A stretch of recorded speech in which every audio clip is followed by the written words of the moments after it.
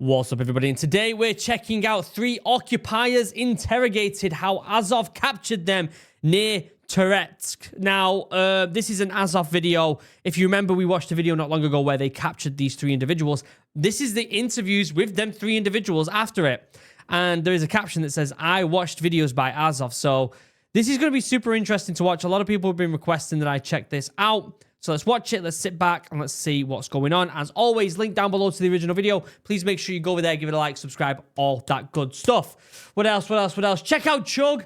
10% off. Link down below. You cannot get a better deal anywhere else. These things are amazing. You get a free bag that come with it, which is absolutely beautiful. Get free customization. And they genuinely keep your drink cold for a long time. Waterproof handles, studs on the bottom to protect the bottom. These things are fantastic. Built here in the UK by a small business. 10% off. Link down below. And lastly, morale starts. The Kickstarter starts in 2 days. Not tomorrow, but the day after. 2 days on Wednesday, 4 p.m. The Kickstarter goes live. You gotta be there, guys. I cannot believe this is about to happen. Do not miss out. This is so exciting. If you want to know everything that happens from now until then, visit drinkmorale.com. Put in your email. You'll find out all the information. There's a video going live tomorrow that's going to talk about everything, where it's going to be able to be bought from, how you're going to be able to support if you cannot get a hold of the drink, because there's other stuff that's going to be on the Kickstarter as well. So you're going to want to see that. The tiers,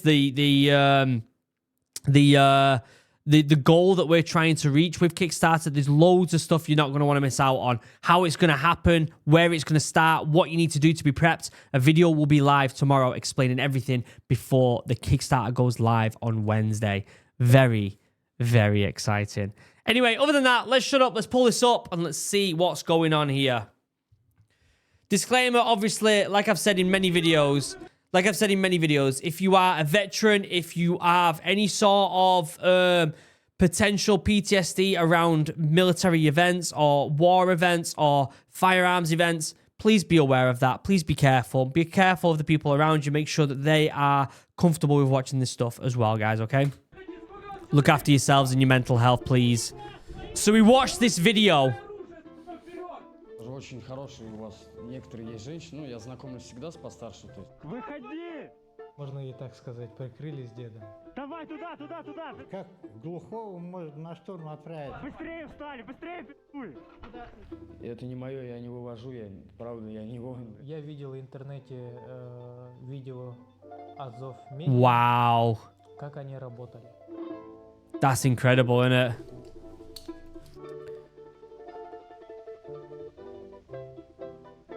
I can't believe this footage is even real. It's insane. Кто ты по национальности? Ненец.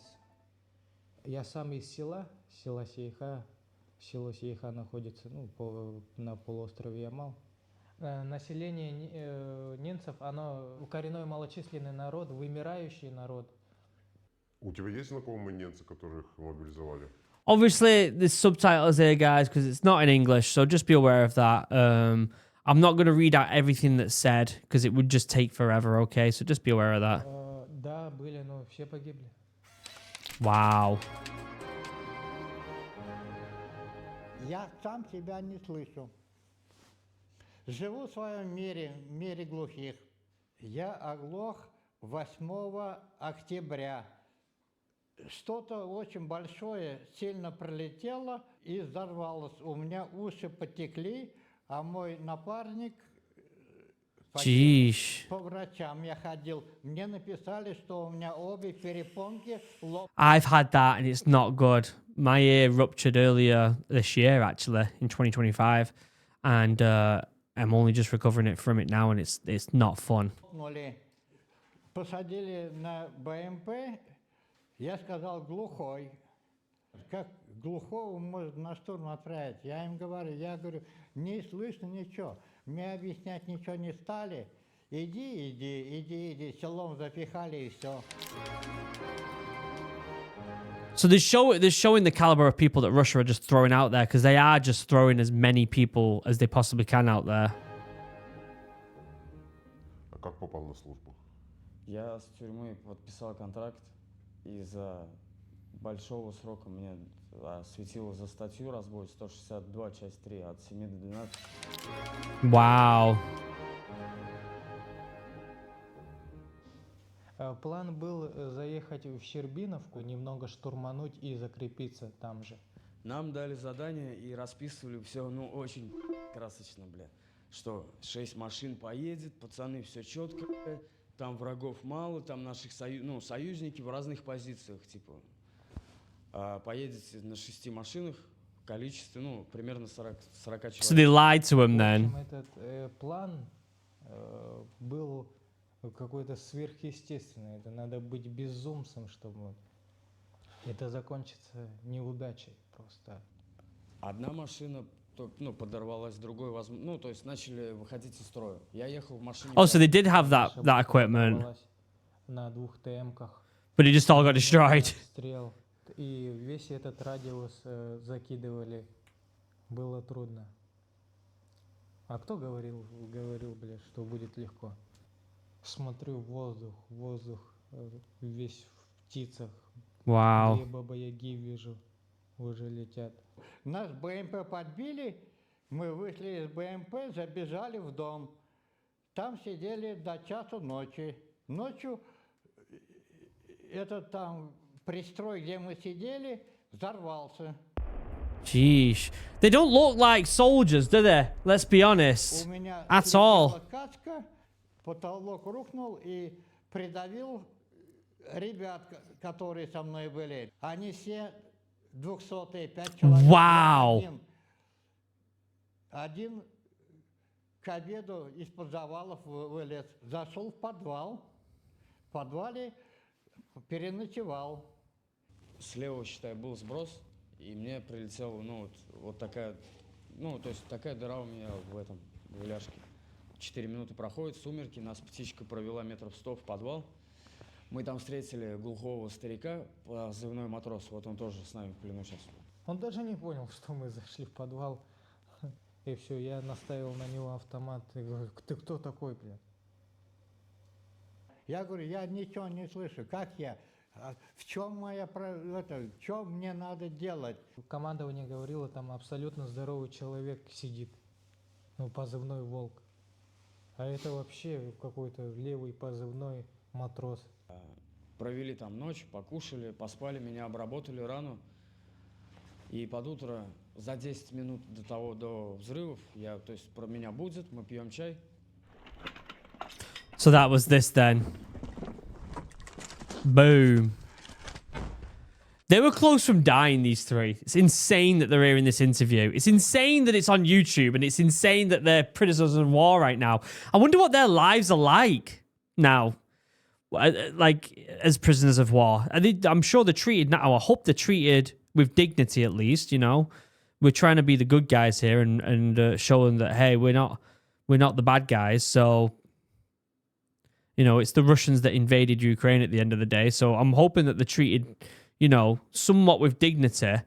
And then I'm presuming they'll just be traded back for Ukrainian POWs. I'm presuming. I honestly don't know the logistics behind it all, to be honest with you. И тут граната в Ugh. дверь. Я каким-то образом взял автомат. Фиг знает. Стрелял по-сомалийски.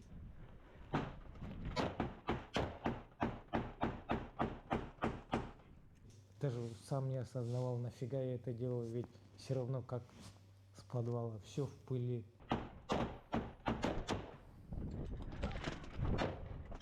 Another one. После второй гранаты я понимаю, что уже, ну, дела плохи. Вроде на русском разговаривает.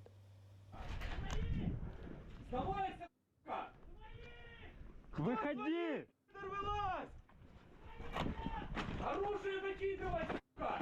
Не выходи! Вылази! Ну, я хотел, правда, еще быть честным, застрелиться. но Wow. Эта мысль ушла. Это был прям вот мимолетный такой мысль. Ну, потому что я думал, что будут издеваться, будет все очень плохо.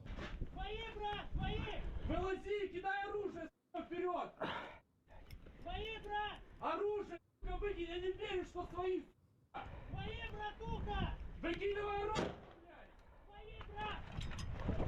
Oh, they weren't quick enough. И все, тут я уже почувствовал в ноге боль, кровь. Вот от гранаты осколки. Если мы сейчас не выйдем, то закинут еще что-то посерьезнее. Тут тогда мы все, не увидим больше света. Yeah, jeez. You know, you can sympathize for them in some way. They are human. You know what I mean? They are human. I know that they're the invaders into Ukraine and that they shouldn't be there.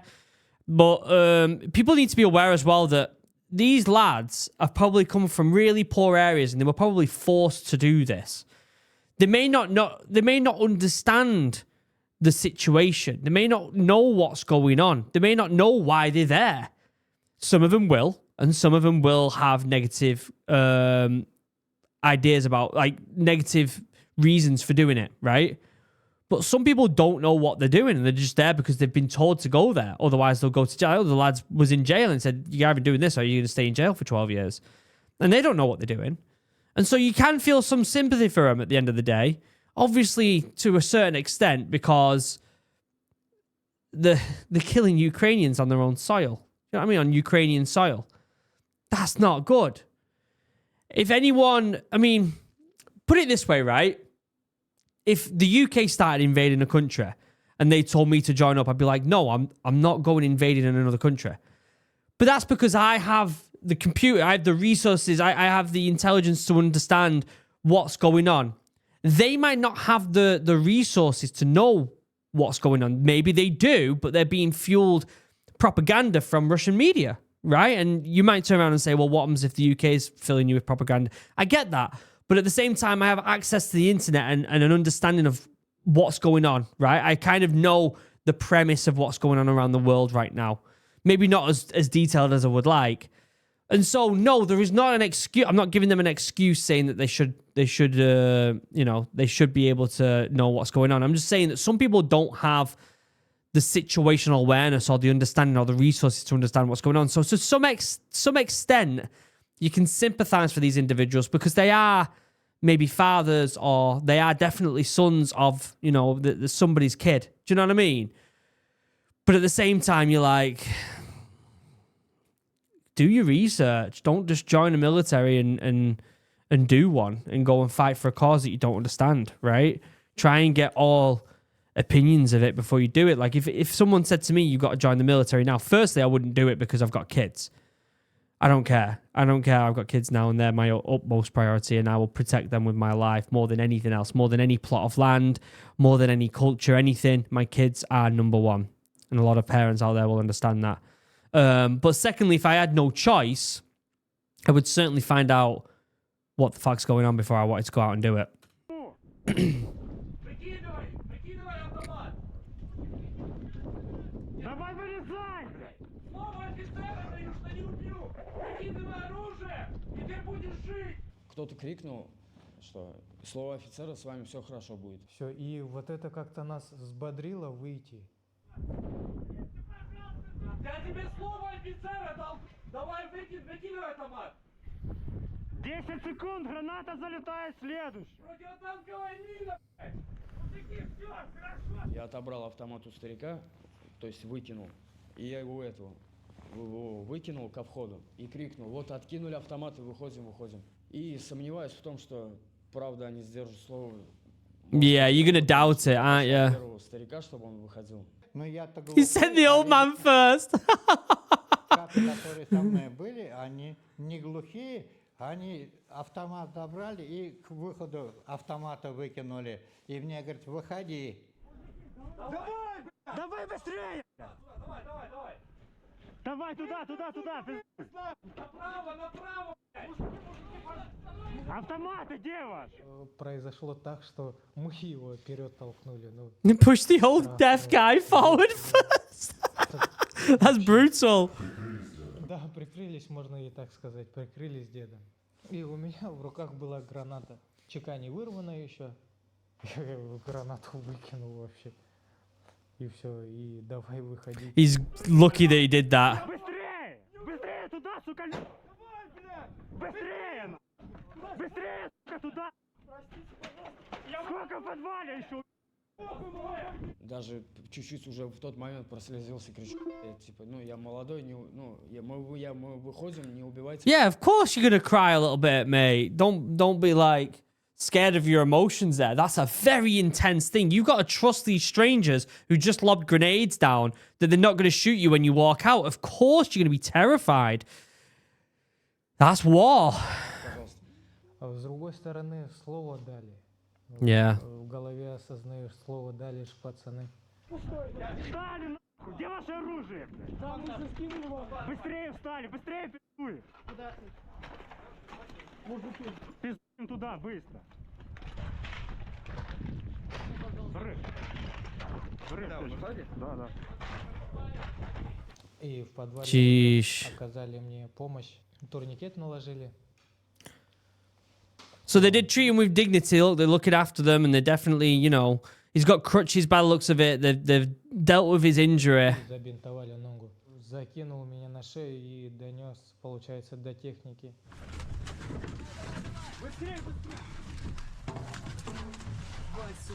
Но сейчас врач сказал уже, я иду на поправку, нога уже шевелится.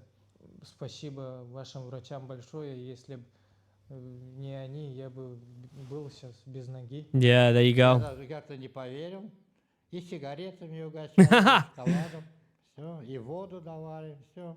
Ну, я вот не знаю, я раньше Скобеева смотрел, Скобеева, конечно, очень страшно рассказывал, но здесь с ребятами я поговорил, вот первый день, нормально, все нормально. There you go. They were told horror stories. That's the propaganda right there. And yet, it turns out they looked after him, gave him cigarettes, chocolate, everything they needed. Я еще спросил, вы СБУ? Нет, сказали, Азов. Я сразу понял, что азовцы. Во-первых, обмундирование. Смотрю, наблюдаю, я даже их не вижу, как они спрятались. Просто стволы на нас направлены. И все, и ты в ступоре. Я видел в интернете видео Азов Медиа, как они работали. Хорошо подготовленные ребята, но очень серьезные. Я никогда не думал, что я попаду в плен. There you go. But you are. Как я смотрел телевизор, там ребята вот на войне сидят в окопах, и все, постреляли, артиллерия постреляла, пошли, продвинулись. А меня 52 года штурмовики засунули. 52-year-old sent into battle for Russia. Absolutely insane, innit? Сказали еще морская пехота. Если я кому-то это расскажу, скажут, наверное, с ума сошел. Куда в 52 года морская пехота, штурмовики? Иди на мясо, иди умри. Знает, что я глухой. Люди там, пацаны, с опухшими ногами, ноги, ботинки не лазят тоже. Иди, умри. Иди, умри с достоинством. Wow. Вот так. А то, что больной, не волнует. 2 выезда всего лишь было, и второй раз мне везет. То есть с первого раза 60 человек, я из 4 остался в живых. Sheesh. 9 человек в плену, а остальных нету. И это не мое, я не вывожу, правда, я не воин, бля, который... За что вы здесь воюете? Я даже сам этого не понимаю. Ну, Christ almighty. только на объявлении, где вот Родина зовет, подпиши контракт.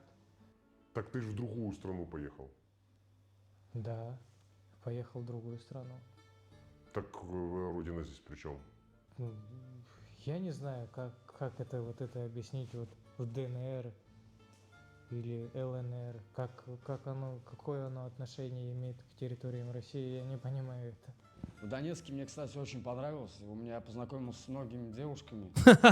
И я даже так скажу, очень хорошие у вас некоторые есть женщины. Ну, я знакомлюсь всегда с постарше. То есть, вот, допустим, мне 26, я там с 35-летними, с 30, ну, знакомлюсь. И у вас очень даже хорошие, я скажу, Sheesh. женщины и население. Газоэлектросварщик работал... Who's a freaking gas electric welder and worked in a factory and he's been sent out with a weapon by Russia? What the fuck are they doing over there? What are they doing? What are Russia doing? They're literally like, can you walk? somewhat. Okay, go and be cannon fodder. That's it. Like, what? What is going on? Заводе. Обещали рембат, Oh my god. а послали сюда. На поле боя ни одного украинца солдата не видел, кроме дронов ничего. Только когда в плен сдался. Только дроны. А их стаями. Ребята, не ходите. Это война дронов. Не ходите воевать. Это страшно. Папуль, я очень вас сильно люблю. Sheesh. Пап, я уже осознал, что я тебя не послушал, что поехал сюда. Wow. Простите, пожалуйста, дай бог, я вас еще увижу. Я правда не хочу воевать. Я очень рад, что я остался живым среди многих. Wow. Я видел уже убитыми. Дома меня... That's hard to hear, that, innit? That's hard to hear. This guy's got a grandkid. Why did it... So did they choose to come out? Or is Russia forcing them to come out? Because if he chose to come out, then he's a fool. Do you know what I mean? Тут жена, сын, дочь, внук, мать, теща и вся родня. Марина, привет. Я в плену. Надеюсь, скоро вернусь. По ночам снятся эти кошмары. Была бы возможность отмотать все, я бы отмотал. Хочешь, чтобы тебя обменяли? Конечно, хочу. Так, а тебя снова сюда пошлют воевать. Я просто не хочу. Пусть и свои же тогда убьют, что ли. Ну, обращаюсь ко всем международным организациям, как-то посодействовать моему обмену и в дальнейшем. Russia wouldn't do that. If they exchanged him, they'd send him right back in again. Just like the lad said then to him. They wouldn't just exchange him and say, hey, look, you're free to go now, you can crack on. They'd put him right back in the fight. Выйти из вооруженных сил Российской Федерации, так как я ненец, малочисленный народ. Ребята, одумайтесь, это страшно, это ад. Это только по телевизору все красиво, хорошо, наше наступает. Это ад.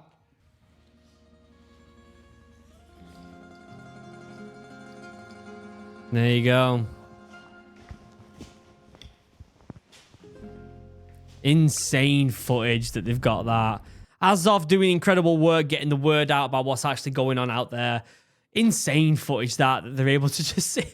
What a world we live in that they're able to just interview POWs on YouTube like it's no big deal. And the guys are like, I'll see you soon, mum. Like, what is going on? But hey, I'm wondering, are they like told they have to go out? Are they kind of like socially made to feel inadequate or something if they don't go out? Like, is there social repercussions if they don't do it?